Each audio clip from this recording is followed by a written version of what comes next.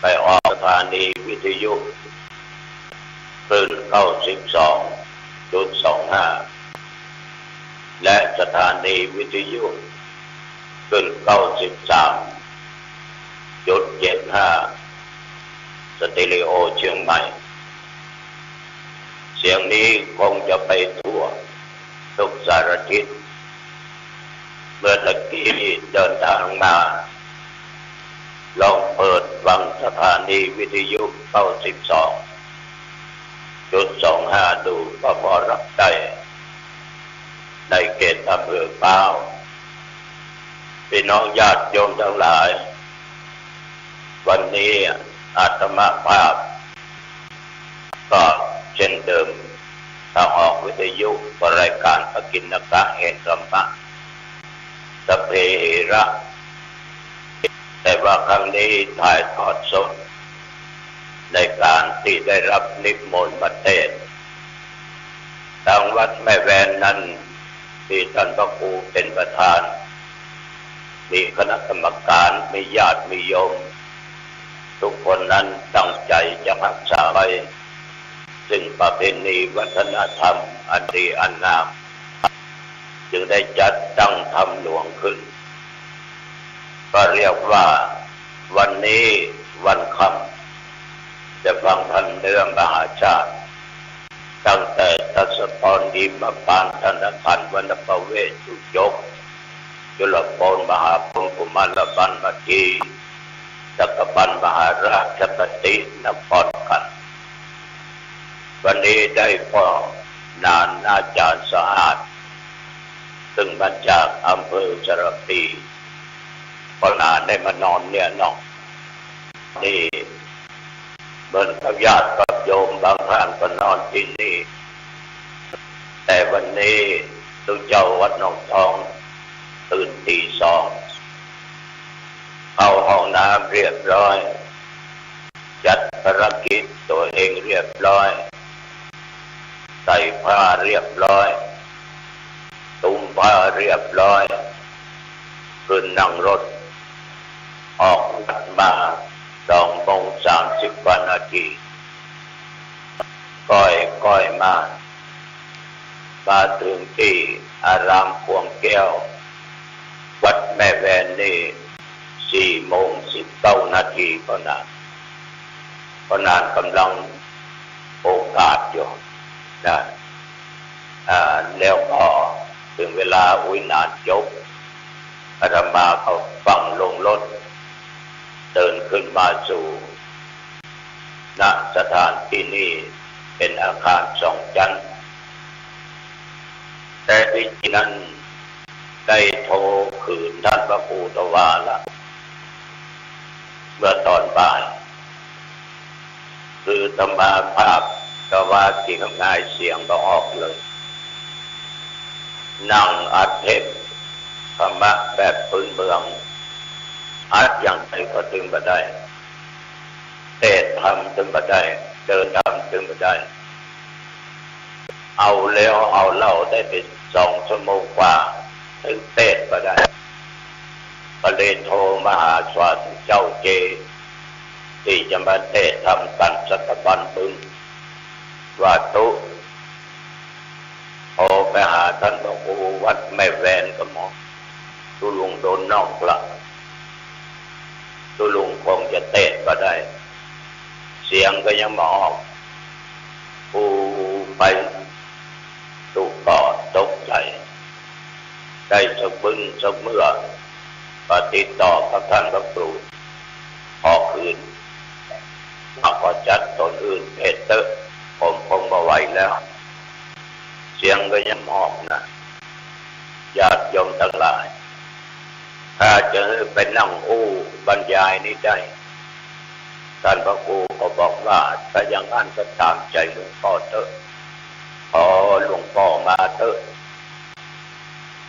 จะมาก่อนจังใหญ่กระจ่างใหญ่จะเป็นต้องหักปากถ้าทางนี้ก็แฟนพันธุ์แท้ก็มี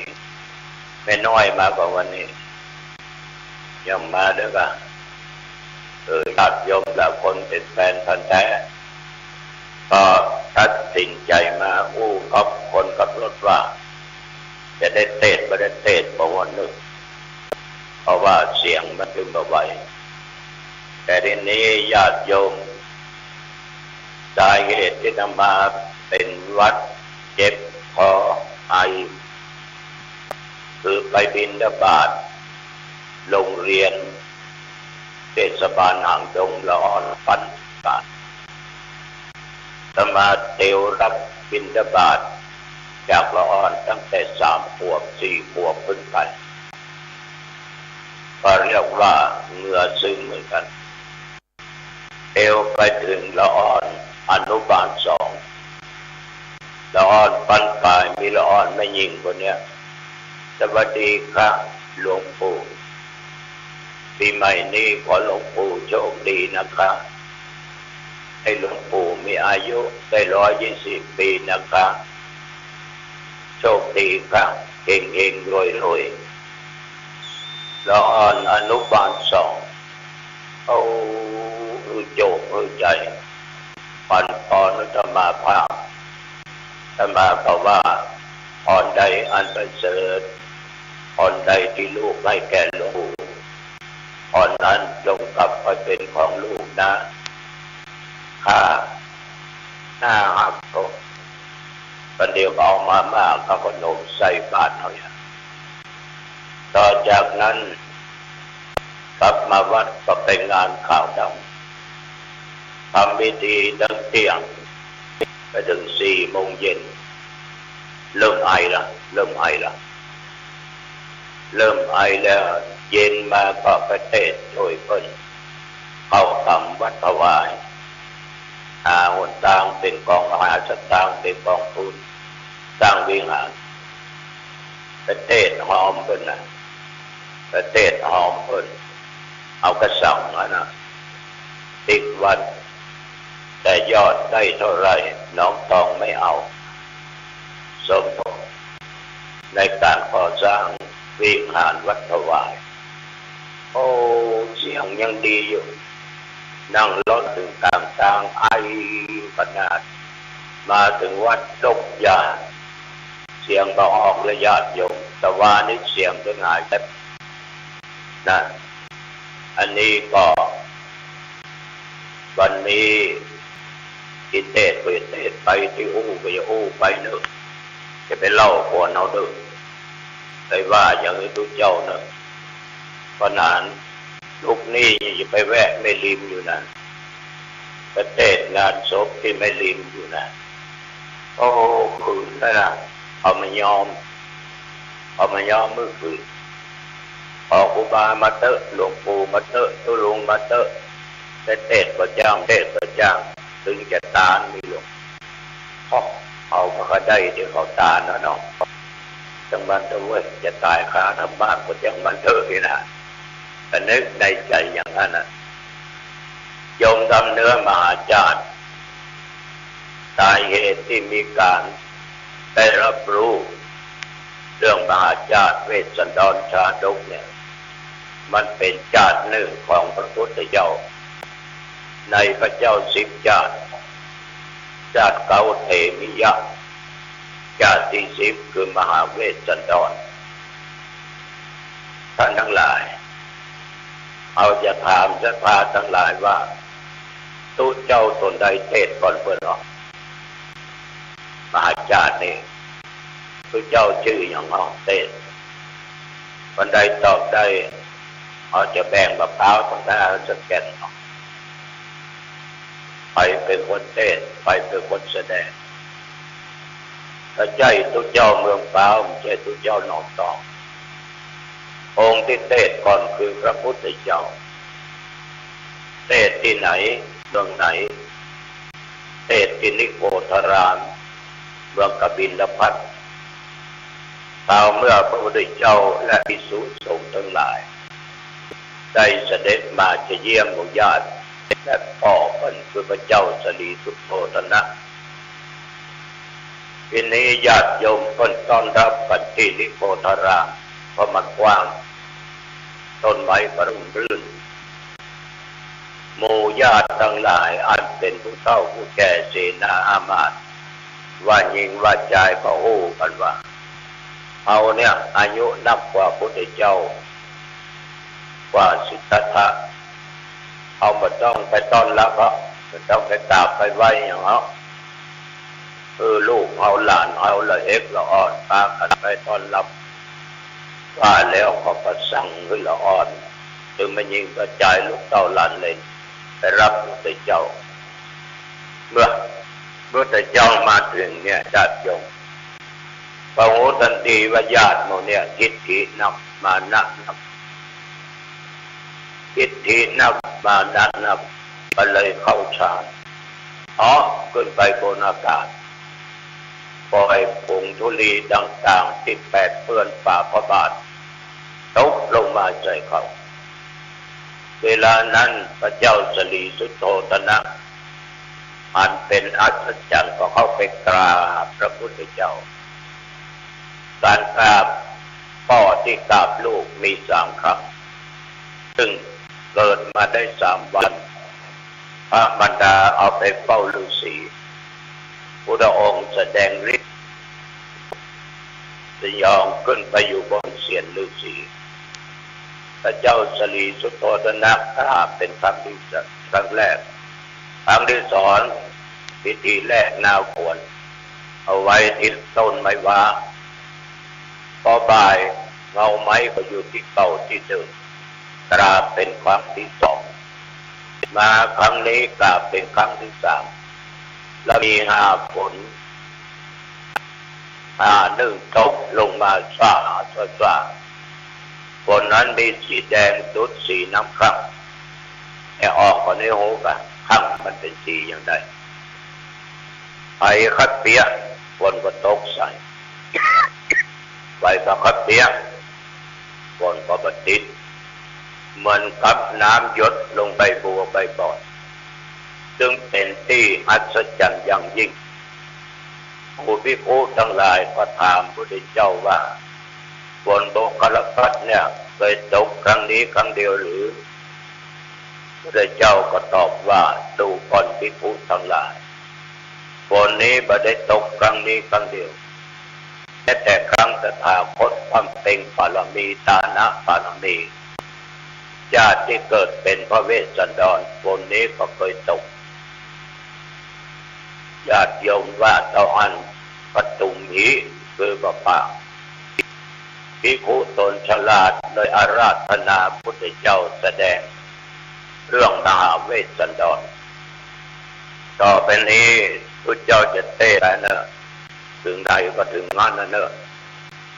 ฟังเสียงก็ถึงงูเนอะตึกไหนก็ตึกงั้นเนอะก็นานอาจเนอะจะไปถอนกันเทศน์เอาเนอะมีเท่าใดเพิ่งจ้านะเอานะโมตัสสะภะคะวะโตอะระหะโตสัมมาสัมพุทธัสสะ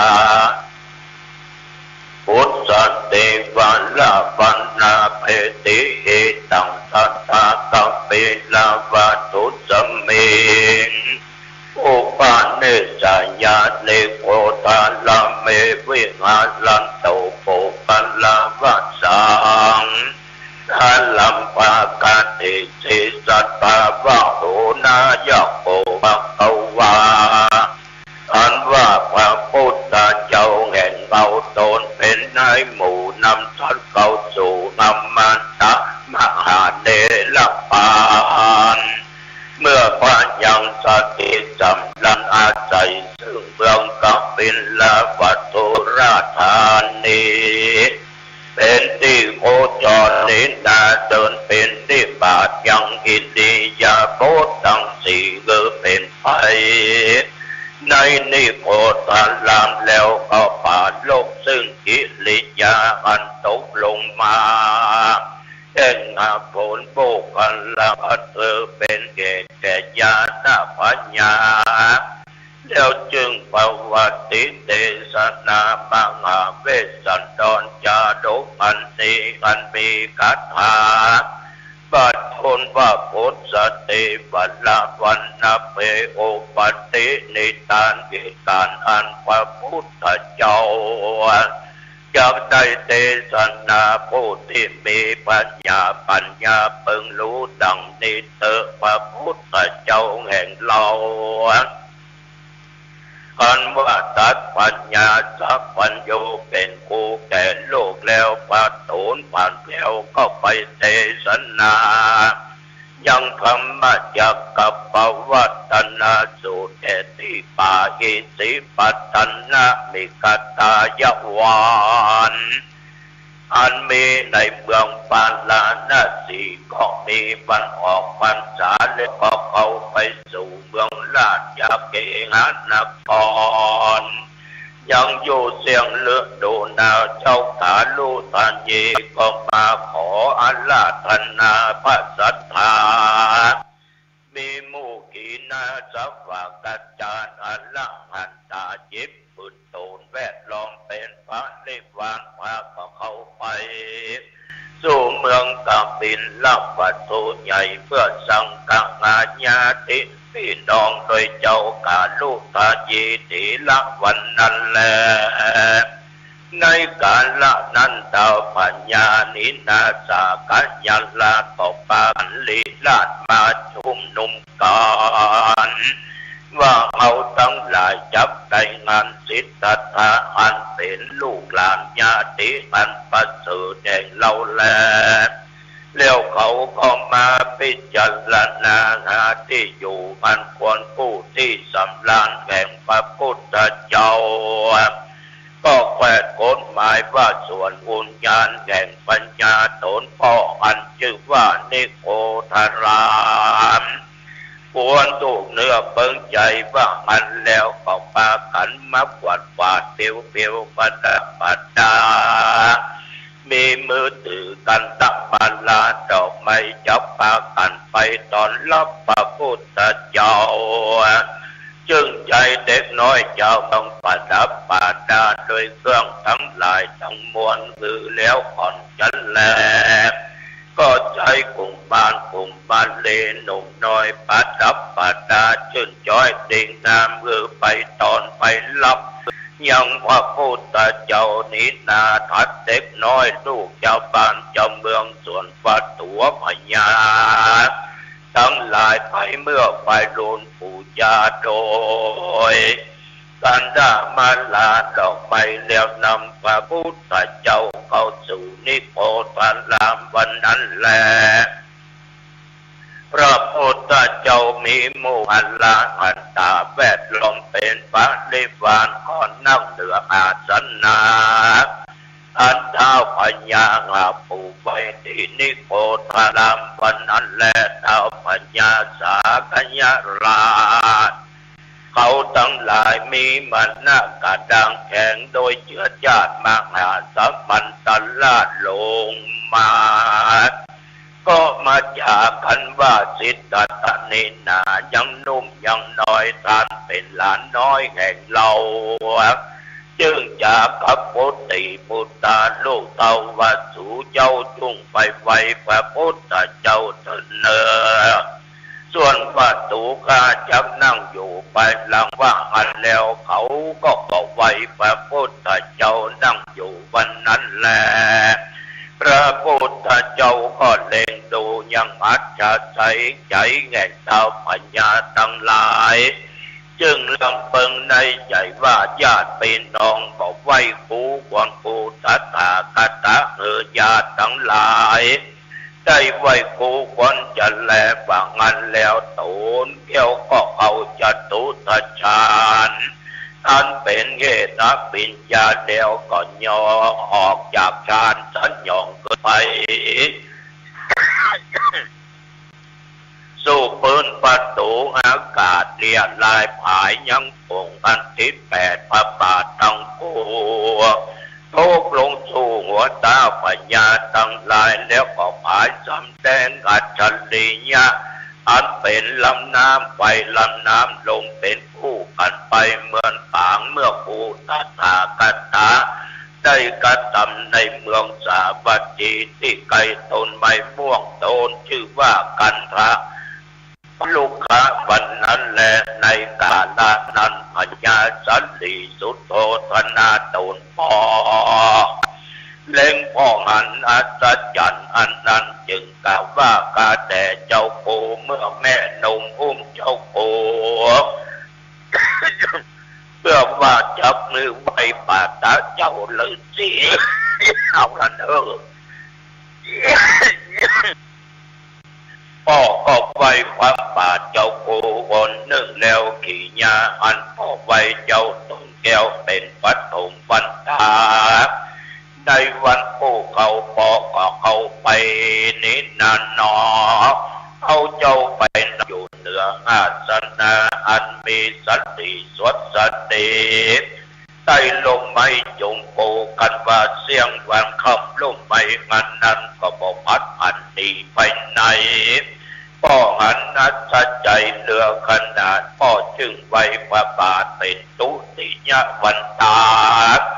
ครบตัวนสองชาและนาบัดนี้พ่อของหันอัศจรรย์แต่บอกขาดบอกกาพ่อจึงไว้พระบาทเจ้าโกก็มาเป็นตติยวันตาทวนสามเมื่อปัญญาสันติสุโธธนะไว้ป่าตาแง่งว่าพุทธเจ้าโตนวิลาตาปัญญาสาขยันลาทั้งหลายก็สมัตถาอยู่ใดจึงไปไว้พระพุทธเจ้าเสียงจุตนและจุคนพัทธสปนหัดยังญาติกาพี่น้องอันเป็นเชื้อชาติเลือดเดียวกันมาชุมนุมกันตตินิโคตลามหมอนน้อยเป็นยอดสุดจอบซอยญาติตำมวลส่วนอันว่าบริษัทมวลหมู่อันที่ปาเท่ากันที่นั้นก็ตั้งอยู่ในอารมณ์อันหนึ่งอันเดียวกันเพื่อจับฟังธรรมวันนั้นแลในกาลนั้นหาฝนจนลำเมฆกันลาคอดไหลหลังทางตกลงมาสะสู้มาเป็นฝนโบกันละพัดอยู่ฝนอัศจรรย์น้ำฝนนั้นมีวรรณะอันแดงเหมือนดังน้ำข้างมีเสียงมันร้องข้างแล้วก็ไหลหลั่งไปในแผ่นดินคนทั้งหลายฝูงใดบ่มีใจใครจุ่มใครเปียกว่าดังอันมาตาอันว่าต้องน้ำหนึ่งก็ติดอยู่ในตูนเขาจะแลเหมือนดังน้ำตอมน้ำอันตกสู่ใบบัวใบบอนจะเล่นนาเกตดังอันเล่าฝนอันนั้นจึงชื่อว่าโภคัลพัดบริษัททั้งหลายอัศจรรย์อันนั้นเนื้อเล่าเป็นอันเงื่อนมากนักนาภิกขุทั้งหลายก็บังเกิดยังกรรมจาในธรรมกัสสาลาวาสนีดุลานากุโสอันว่าฝนโภคัลพัดตกลงมาในที่จุ่มนุมญาติกาแห่งพระพุทธเจ้ามีโดยอนุภาพว่าบุญแห่งพระพุทธเจ้านั้นแลควรมืดอัศจรรย์ใจนักแลแต่นั้นพระพุทธเจ้าได้ยินคำจ่าเจ้าภิกขุทั้งหลายโดยทิพะโสตวิญญาณแห่งตนมาผงลงยังหาโบนแก้วเกิดธรรมเทศนาพระก็จึงเนลาประกาศออกมาจากกันตะปุติลงมาโดยพุทธลีลาพระองค์อาจเหมือนก่อนเหมือนไก่สอมสีงันลาดออกจากคำคูหามานั่งเหนืออาสนะงามอาเดียวจึงประกาศถามภิกขุทั้งหลายว่าภิกขเวดูกัลาภิกขุทั้งหลายท่านทั้งหลายมาประชุมจุ่มนุมโดยกันคาถาอันใดไปทันแล้วมวลละมวลกูตัตถากตามาจวนท่านทั้งหลายนั้นจา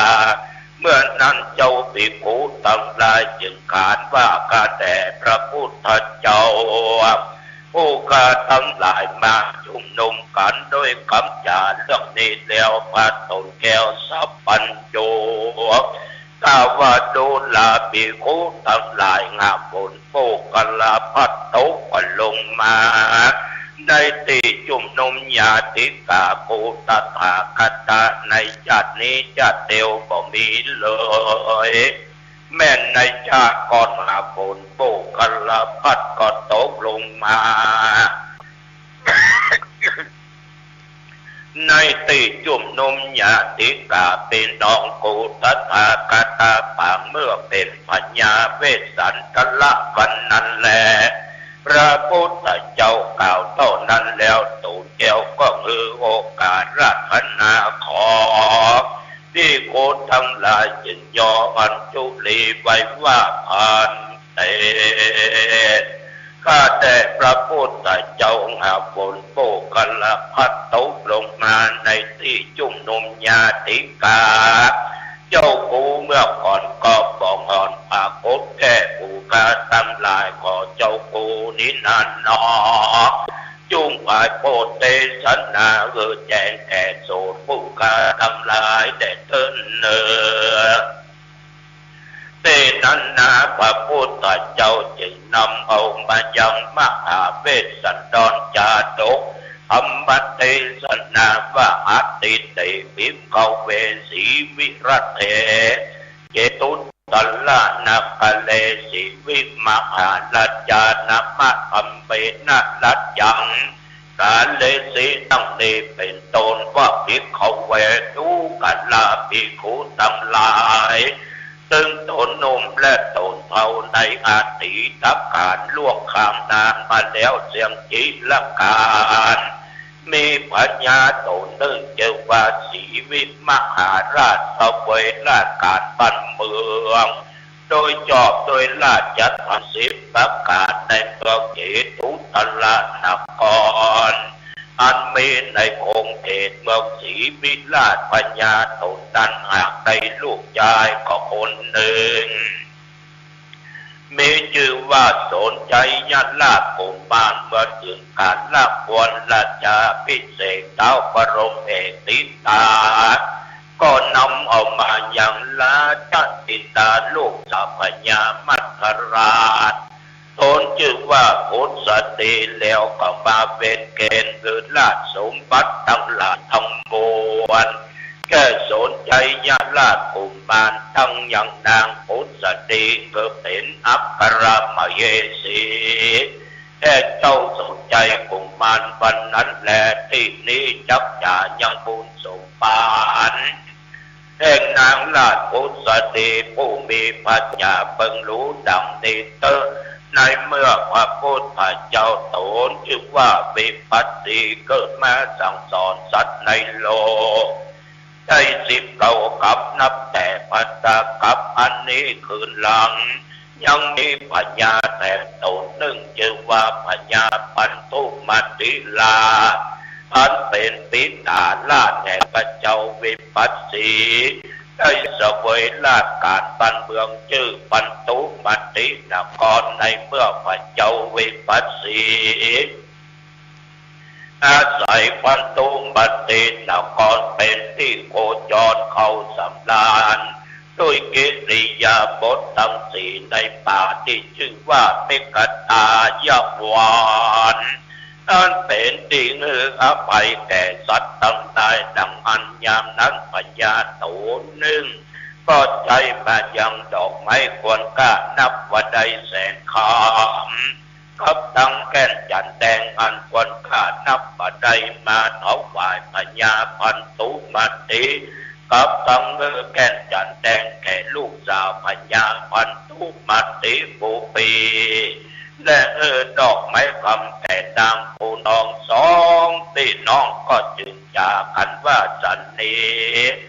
ลาทั้งสองบอกควรบริโภคปัญนาการอันนี้นาควรเอาไปบูชาพระพุทธเจ้าก็บอกแก่พระญาเจ้าตนปอพระญาเจ้าตนปอก็ว่าดีและราชธิดาตนตีก็มาโบสแก่นจันแดงห่อนสูกุมารแล้วก็เจือจานไปโดยสูกันโททคะแล้วส่วนว่าราชธิดาผู้น้องก็เจ้าคำผู้ฉลาดแต่งเป็นดอก ไม้คำแล้วนางทั้งสองก็นำไปถวายพระพุทธเจ้านางผู้ปี้ก็บูชาพระพุทธเจ้าโดยกันทะยวนจันทร์เสือคนนั้นก็เอาไปไล่ลาทากันทะผู้ดีลอดจุกำจุตีแล้วก็จึงตั้งคำอารัธนาวาโดยเสจปูนอันคานินาได้เงือกันพระยวนจันทร์เป็นตาลพอได้เป็นแม่พระเจ้าในอนาตกะกันไปนาแดนเนอส่วนวันลาเจดาผู้น้องก็บูชาพระเจ้าด้วยดอกไม้คำอันเป็นเครื่องประดับนี่แล้วก็ยกคำปัดในทานอาทัศนาวาโดยเตจากุศลอันข้าได้เงินดอกไม้คำเป็นทานข้าเกิดมาในภวาชาติใดกำเนิดอันใดตัดลาต่อเต้าถึงอรหันตาเกิดมาเป็นคนก่อเครื่องประดับอันเป็นลายลักษณ์จักอันงามอย่าได้ปัดภาคจากตัวข้าสักชาติเนอจุงมีแก่ข้าแต่ที่นันพระวิปัสสีเจ้าจึงอนุโมทนาว่าปโนปนิทานพัฒนามักมีในใจโดยประการสันใดก็ขอสมฤทธิ์เดชว่าอันแลนางทั้งสองได้กระทำบุญเกิดตานไปบอกขาดกันจุติกากาศก็ได้ไปเกิดในปราสาทวิมานคำอันมีในสวรรค์เทวโลกนางผู้ปีก็ได้ต้นเตียวไปมาในวัฏสงสารหลายกำเนิดแล้วก็ได้บังเกิดเป็นนางสัตติมหามายามาเป็นแม่กูวัฏถากตาในกาลปัจจุบันและปันนางราชธิดาผู้น้องก็ต้นเตียวไปมาในวัฏสงสารหลายกำเนิดเมื่อพระพุทธเจ้ากัสสปะเกิดมาก็ได้มาเอากำเนิดเป็นราชธิดาแห่งพญาเก่งกิจสลาดมีองค์งามวิราชประกอบไปโดยลายลักษณ์ยักษ์อันงามเหลือจากนั้นนะประดับประดาไปโดยเกศคำดังอันแลญาติน้องก็จึงปรึกษาลายสีใส่ชื่อว่านางหูราชธาราภูมาลีเมื่อนางคืนใหญ่ได้นินาพวกเขาพระวาจาได้ฟังปัตตาอนุโมทนาเพื่อทำบัติสนาแห่งพระพุทธเจ้าตนจึงว่ากัสสปะก็ได้ตั้งอยู่ในโสตาปัตติปัลละส่วนว่าปัญญาก็ได้ถึงโสตาปัตติผลได้เมื่อนางราชธิดาได้ถึงอรหันตาโตนแล้วนางแก้วก็ได้ออกตรวจลวดนิพพานไปวันนั้นแลปัญญากิงกิจสลาดก็ได้ลูกสาว7 คนผู้หนึ่งคนหนึ่งก็มีชื่อว่านางสุมาลีคนหนึ่งก็ชื่อว่านางสมณโคตาคนหนึ่งก็ชื่อว่าภิกขุณีคนหนึ่งก็ชื่อว่านางภิกขุณีภาสิกาคนหนึ่งชื่อว่านางพมาคนหนึ่งชื่อว่านางสุธรรมาคนหนึ่งนั้นชื่อว่าสังฆกาสีนางทั้งหลายฝูงนั้น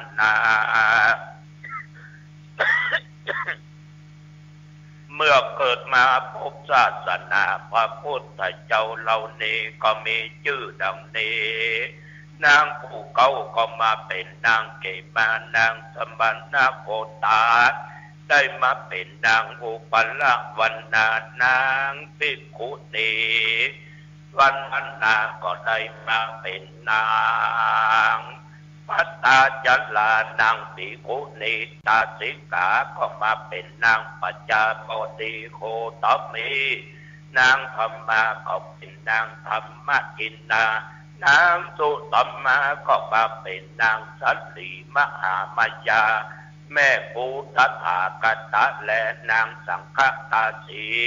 ก็มาเป็นนางวิสาขาทวนแล้วลำดับนางต้องมวนนางพุทธเทเกิดนางสุธรรมาได้กระทำบุญทั้งหลายมีต้นว่าคือทานรักษาศีลเมื่อเกิดมาก็มีลูกโสมหน่ออันงามมีโตนเหมือนดังที่ไร้ลาทาด้วยจวนจันทร์และดอกไม้ด้วยงานนิสงส์อันนางได้เงือกันพาจวนจันทร์ปูชาพระเจ้าชื่อว่าพระวิปัสสีพุทธเจ้าวันนั้นแหละจึงได้ชื่อว่าพุทธเดชนางก็ต้วนเอวไปมา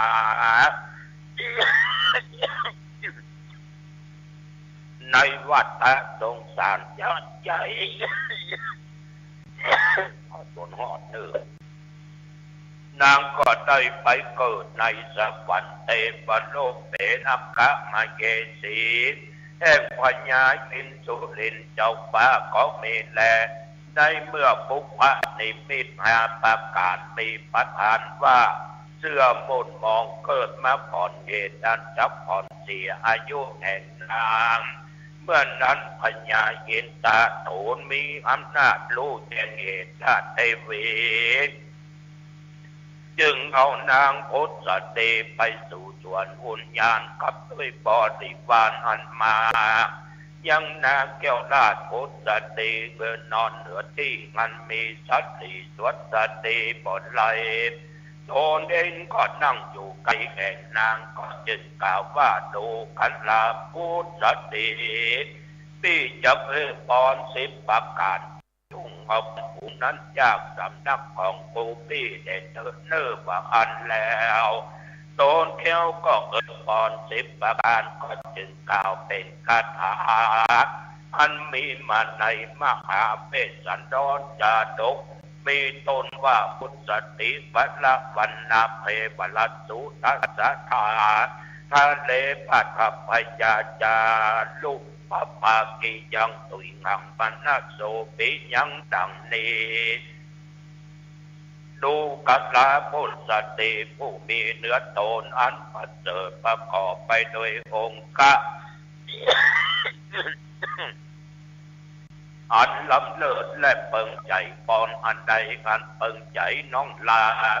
ได้ลุ่มวานเหนือหน้าแผ่นดินเจ้าจุงถือเอาปอน10 ประการนี้ได้เตินเนิบ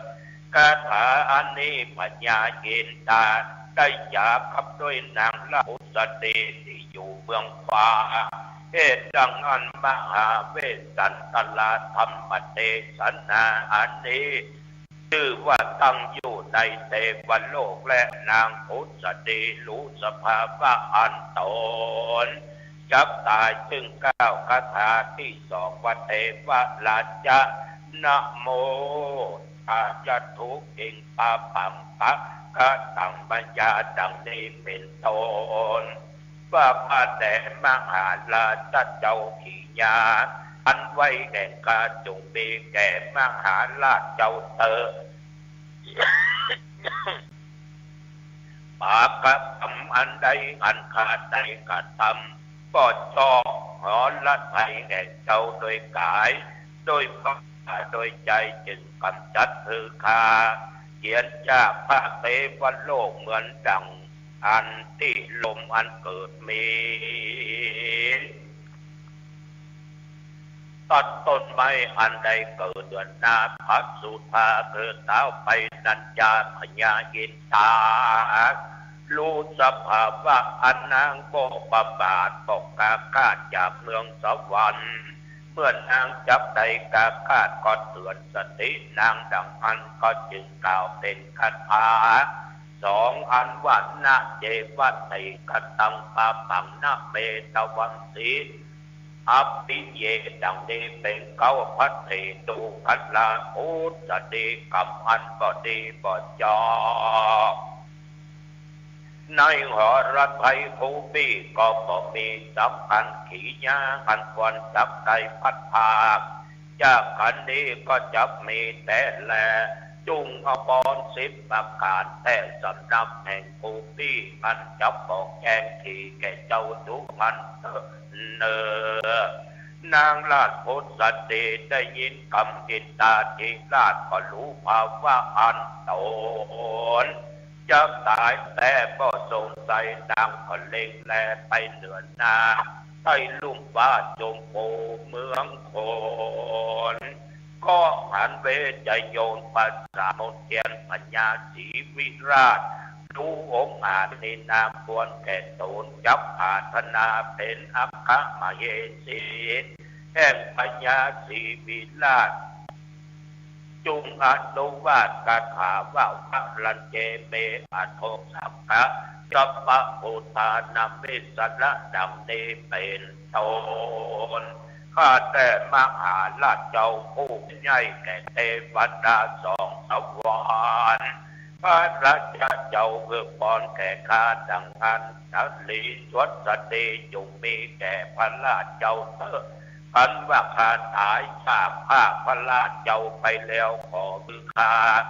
ได้ไปเกิดในตระกูลอันล้ำเลิศเกิดตระกูลพญามัทธราชแต่เถิดเนิดนอกจากนั้นขอข้ามีลูกบุญนมองค์อาจ16 กว่าเผ่าพระวสสาขอข้าได้มาเกิดเป็นอากาศมเหสีลำเลิศแห่งพญาศรีวิราช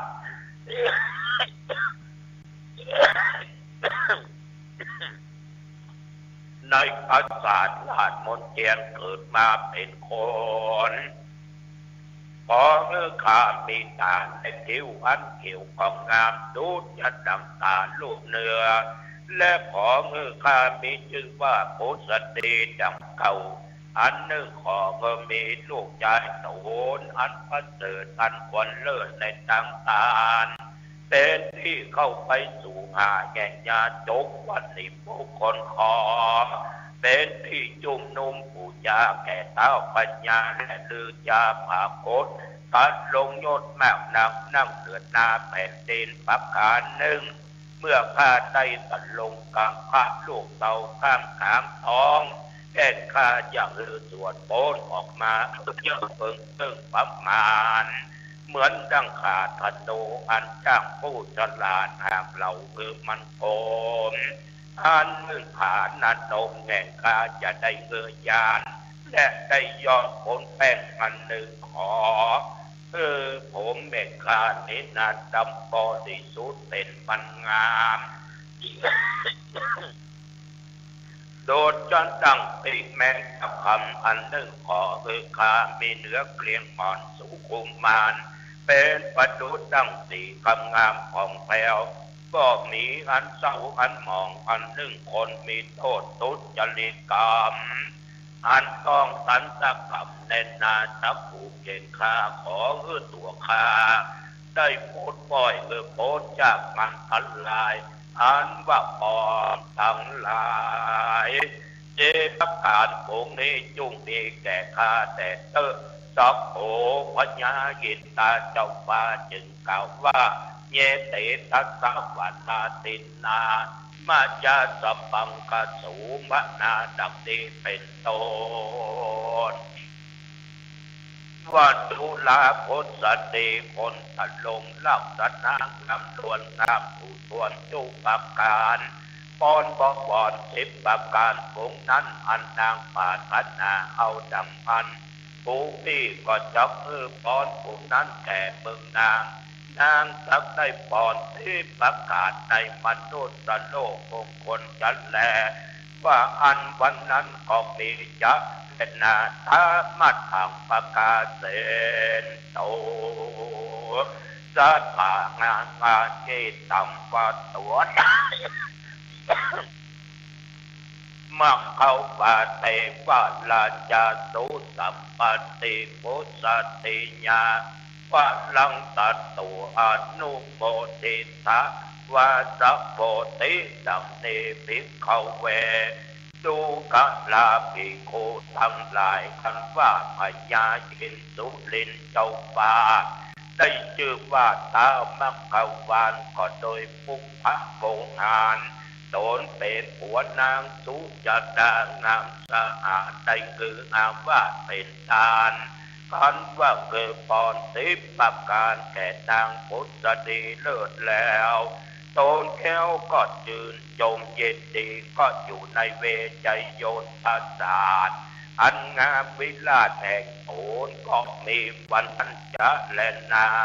ตัสสะวรกถาเนติตากิญาอันกล่าวยังทัศพรอันปัทปดา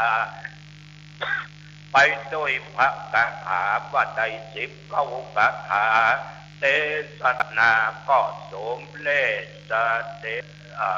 ญาติโยมที่อยู่ทางบ้านต่างจอได้ฟังธรรมกันนี้ตุเจ้าต้องขออภัย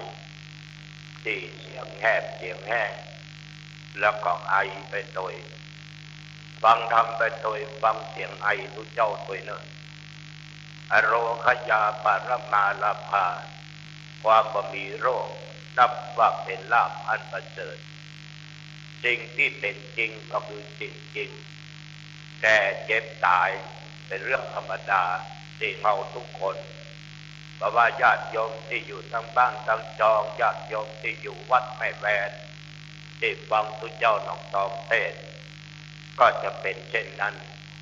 อาตมาได้สอนได้บอกญาติโยมตลอดว่าอย่าได้ประมาทฤดูนี้มันเข้าสู่ฤดูหนาวระวังความกดอากาศมันจะทำให้เราไม่สบายสอนเพิ่นใบสอนเพิ่นบอดมันทุกข์กับตัวเองไอแค่วันนี้มาเทศที่แม่แวนครั้งแรกตั้งใจจะบรรยายอย่างเดียวแต่หันศรัทธาแล้วก็ใจขึ้นก็ลองเทศไปนะถูกพ้องผิดพ้องจังมันเรียกว่าทำงานตามหน้าที่ดังที่เคยเคยจ๋ากับสาธุเจ้าและญาติโยมว่าคือมีเปิ้นถามว่าเมื่อใดตุ้มเมื่อใดท่านพระครูจะย่างเอาก็ตอบว่าถ้ากูตายเมื่อใดกูจะย่างเมื่อนั้นเพราะการเผยแผ่ธรรมะนั้นเป็นสิ่งที่อาตมาภาพชอบที่สุดมีฉันทะคือความพอใจทำงานเผยแผ่ทำมาได้อยู่เกือบ60 ปีในการเป็นตู้เป็นเด่นวันนี้ต้องขอบใจต่อเจ้าหน้าที่สถานีวิทยุคลื่น92และ93และสถานีวิทยุต้องแม่โจ้ตัวขอบใจต่อญาติต่อโยมทุกท่านทุกคนหน้าที่วัดแม่แวนกับผมเองต้องขอบใจต่อท่านพระครูวัชรปัญญาวิมลรองเจ้าคณะอำเภอพร้าวเจ้าอาวาสวัดแม่แวนขออนุโมทนาต่อพ่อนานสะอาดเป็นอย่างมากที่พ่อนานนั้น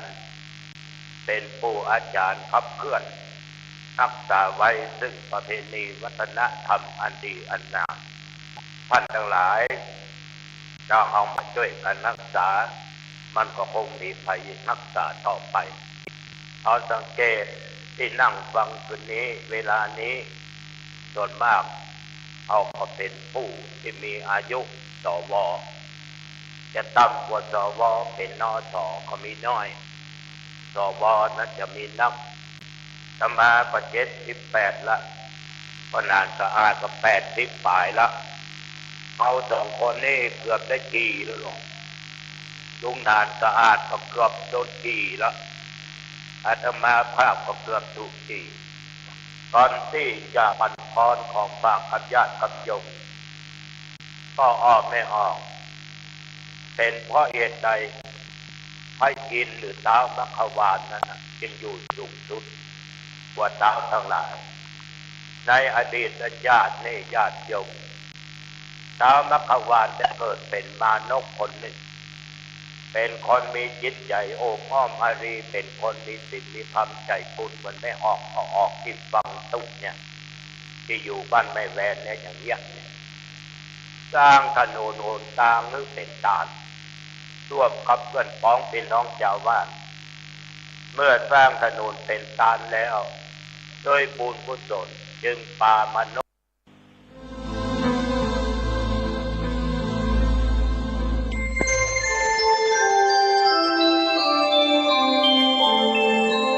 ขณะนี้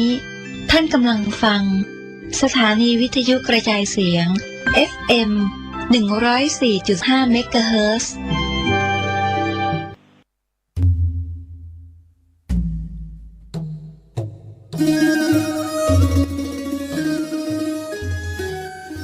ข่าวสารเพื่อการประชาสัมพันธ์พิธีออกเมนพระราชทานเพลิงศพพระครูอุปถัมภ์ศาสนคุณกำหนดการพิธีกำหนดงานพระราชทานเพลิงศพจัดงานระหว่างวันที่15ถึง21มกราคมพุทธศักราช2567ด้วยพระครูอุปถัมภ์ศาสนคุณพดุงนันทกะมหาเถระอดีตเจ้าวาดวัดป่าแพ่งได้ละสังขารมรณภาพไปวันที่18กุมภาพันธ์พุทธศักราช2566คณะศิษยานุศิษย์ได้จัดพิธีบำเพ็ญกุศลแสดงความกตัญญูกตเวทีถวายเป็นอาจารยบูชาน้อมรำลึกในวาระสุดท้ายและจัดพิธีบำเพ็ญกุศลออกเมนพระราชทานเพลิงศพท่านที่จะร่วมทำบุญงานพระราชทานเพลิงศพหลวงปู่พระครูอุปถัมภ์ศาสนคุณท่านสามารถร่วมทำบุญออนไลน์ได้ที่เลขที่บัญชีโอนเงินร่วมบุญธนาคารกรุงไทยสาขาท่าแพชื่อบัญชีวัดป่าแพ่งเลขที่บัญชี501020958ธนาคารกสิกรไทยสาขาโลตัสคำเที่ยงชื่อบัญชีวัดป่าแพ่งเลขที่บัญชี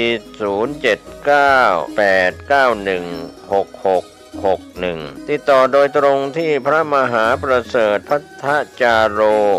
0846161734ดร.กรภพศรีสัน0987839516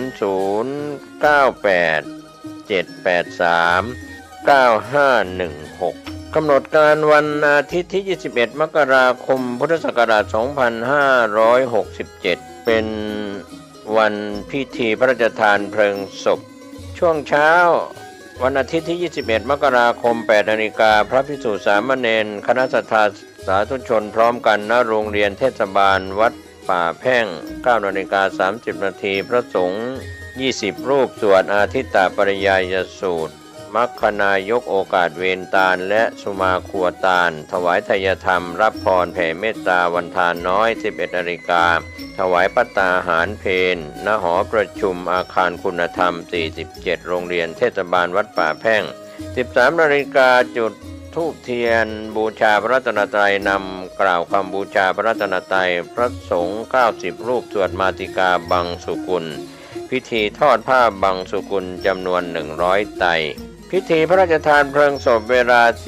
14:45 นาทีข้าราชการแต่งกายชุดปกติขาวและญาติพี่น้องพระครูอุปถัมภ์ศาสนคุณตั้งแถวรับกล่องเพลิงพระราชทานเจ้าหน้าที่ตั้งแต่งกล่องเพลิงพระราชทานในที่อันเหมาะสมพันเอกพิเศษสุนทรมานวะอ่านหมายรับสั่งอ่านสำนึกในพระมหากรุณาธิคุณนางวิธิมากันยายนอ่านประวัติพระครูอุปถัมภ์ศาสนคุณประธานในพิธีทอดผ้าไตรประธานสงฆ์ประธานในพิธีวางดอกไม้จันทร์พระสงฆ์วางดอกไม้จันทร์ผู้มีเกียรติระดับสูงข้าราชการแต่งกายชุดปกติขาว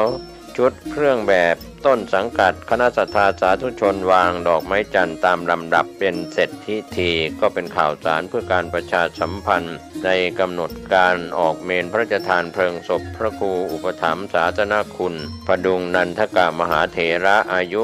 93ปีพรรษา72อดีตเจ้าวาดวัดป่าแพ่งคณะสงฆ์คณะศิษยานุศิษย์คณะศรัทธาผู้มีความเคารพนับถือร่วมงานนี้โดยพร้อมเพรียงกัน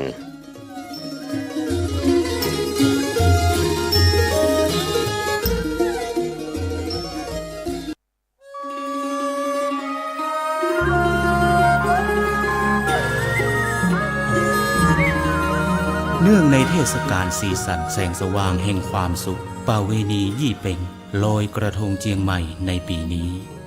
วัดพระสิงห์วรมหาวิหาร ขอจวนเจริญพรมายังศรัทธานาบุญทุกท่านร่วมบำเพ็ญมหาพลานิสงส์ถวายโคมไฟโคมประดับในงานประเวณียี่เป็งจำนวน 84,000 ดวง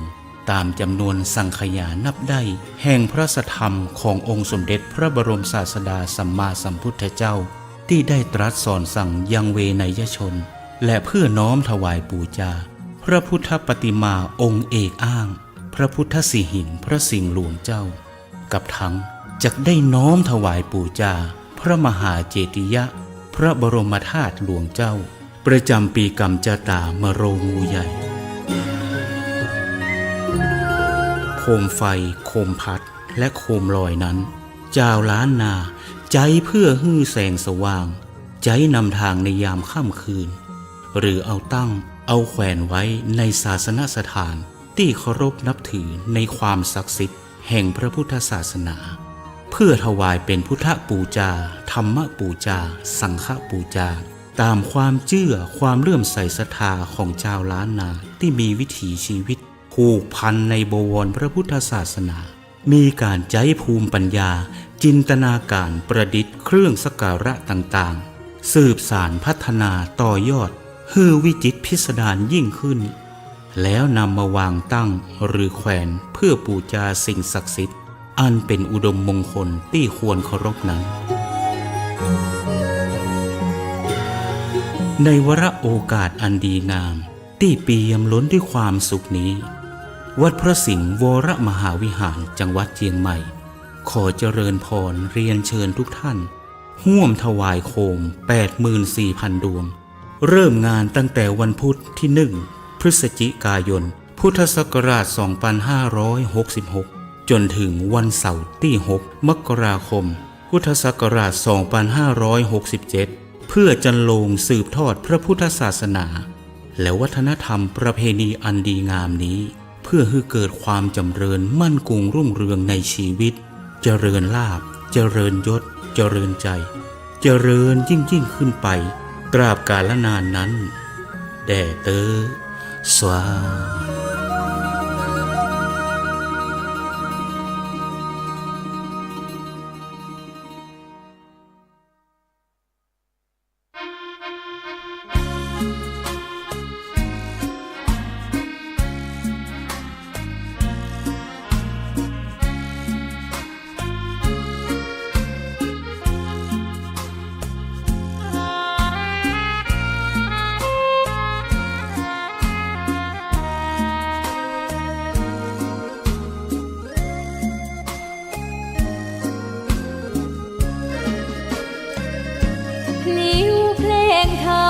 ถูกถ้อยคำเข้าถึงจิตใจ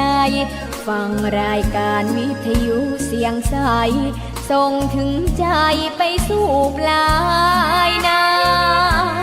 สารธรรมน้อมนำมองพระศาสดาบอกผู้คนทั่วลา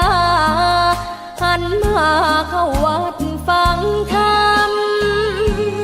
คลื่นเสียงนี้เป็นคลื่นธรรมะจากใจส่งถึงบ้านไกลบ้านไกลฟังได้สุขใจล้ำยามดึกดื่นค่ำคืนมีงานต้องทำเป็นคลื่นสารธรรมเน้นย้ำธรรมะเพื่อนใจเสียงคลื่